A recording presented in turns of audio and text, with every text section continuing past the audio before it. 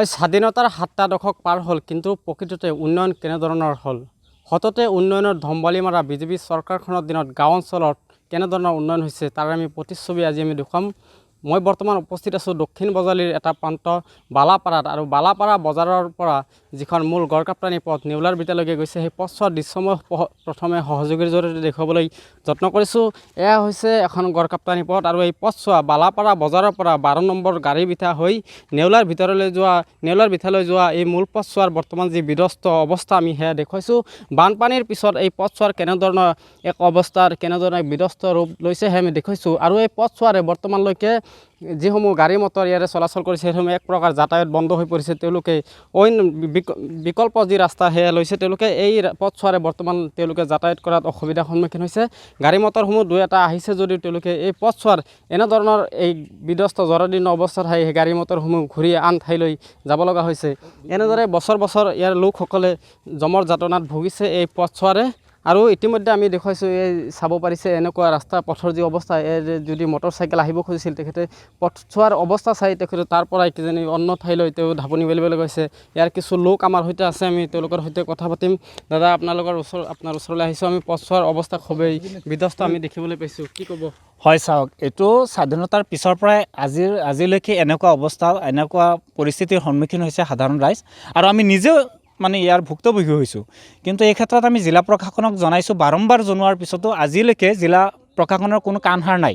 গতিকে এয়া অতিকে দুৰ্ভাগ্যজনক, আৰু আমি নিজেও ৰাইজৰ লগতে আমি ছাত্ৰ সংগঠনৰ ফালৰ পৰা আমি জিলা উপায়ুক্ত ডাঙৰীয়াক মই নিজমুখে কৈ আহিছোঁ, স্মাৰক পত্ৰ দিছোঁ, কিন্তু তাৰ পিছতো কোনো ধৰণৰ প্ৰতিক্ৰিয়া দিয়া নাই। গতিকে এয়া আচলতে কি বুজাব বিচাৰিছে? পঞ্চায়ত প্ৰতিনিধিৰ পৰা আৰম্ভ কৰি MLA মিনিষ্টাৰ সকলোৱে এই ক্ষেত্ৰত কোনো ধৰণৰ গুৰুত্ব দিয়া নাই। তেওঁলোক সদায় নিজৰ ভোটৰ লালসাত ব্যস্ত থকা বুলি আমাৰ অনুমান হৈছে, কিন্তু সাধাৰণ ৰাইজৰ যি দুখ দুৰ্দশা সেইটো তেওঁলোকে আজিলৈকে অনুমান কৰিব পৰা নাই। চিকিৎসালয় এখন আছে, নিশ্চয় চাওক, ইয়াতে চিকিৎসালয় এখন আছে, স্কুল কেইবাখনো আছে, বজাৰ এখন আছে, আৰু বেমাৰী যদি এই ৰাস্তাৰে আনিব লগা হয় তেওঁলোক আধা বাটতে তেওঁলোকে মৃত্যুবৰণ কৰিব লগা হ'ব।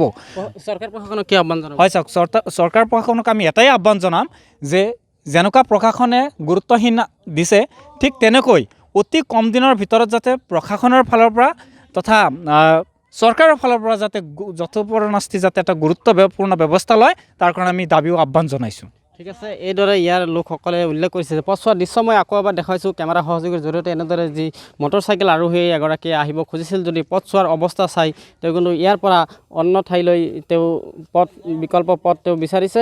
আৰু এইদৰেই ইয়াৰ লোকসকলে প্ৰতিদিনে এক বিপদসংকুল যাতায়াত তেওঁলোকে কৰিছে। আৰু লোক আছে, আপোনাৰ ওচৰলৈ আহিছোঁ। পথছোৱা কিমান দিনৰ পৰা এনেদৰে অৱস্থাত আছে? বহুদিন বৰষুণৰ পৰা এনেকুৱা হৈ আছে। তাৰপিছত মাছমৰীয়াসকলে অলপ মেৰামতি কৰিছে যদিও বৰষুণত ধুই আকৌ সেনেকুৱা হৈ গৈছে। ফিচাৰী আছে বহুত। আমাৰ এইখিনি অঞ্চলৰ মূল কামেই হ'ল মৎস্য পালন উৎপাদন কৰা। তাৰপিছতে ৰাস্তা ঘাট এনেকুৱা থাকিলে কেনেকৈ মৎস্য পালন উৎপাদন হ'ব?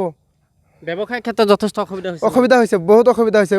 মাছমৰীয়াসকলে মিলি ৰাস্তাত অলপ মেৰামতি কৰে আৰু সেনেকুৱা হৈ যায়। চৰকাৰে অলপ ভালকৈ মেৰামতি কৰিলে অলপ ভাল হ'ব। কংগ্ৰেছে হওক, AGP হওক, BJP হওক, যিয়ে ৰাইজৰ নেতা হয় সিয়ে তাৰমানে লংকাত যায় হৈ বহি থাকে। আপোনালোকৰ সমস্যাখিনি সমাধান নহয়, সমাধান নহয়। ঠিক আছে, এইদৰে তেওঁলোকে উল্লেখ কৰিছে। আৰু পথছোৱাৰ যি অৱস্থা আমি দেখুৱাইছোঁ, এইদৰে এক বিধ্বস্ত পথেৰে ইতিমধ্যে ইয়াৰ লোকসকলে যথেষ্ট অসুবিধাৰ সন্মুখীন হৈছে। আৰু যিহেতু এয়া হৈছে, আমি কৈছোঁ যে বজালী দক্ষিণ প্ৰান্তৰ বালাপাৰা, আৰু বালাপাৰা ইয়াতে এখন চিকিৎসালয় আছে। এই চিকিৎসালয়লৈ কিন্তু প্ৰতিদিনে যিসকল ৰোগী আহে, এই পথছোৱাৰে ৰোগী আহিলে কেনেধৰণৰ অৱস্থা হ'ব সেয়া কিন্তু এইসমূহ দৃশ্যই সেইসমূহ দাঙি দিব। তাৰ পূৰ্বে আমি কৈছোঁ যে এই পথছোৱা মেৰামতিৰ বাবে ইয়াৰ লোকসকলৰ লগতে ইয়াৰ যিসমূহ ছাত্ৰ সংগঠন আছে তেওঁলোকে জিলা প্ৰশাসন তথা চৰকাৰলৈ এই পথছোৱা মেৰামতিৰ কাৰণে কাটৰ আহ্বান জনাইছে।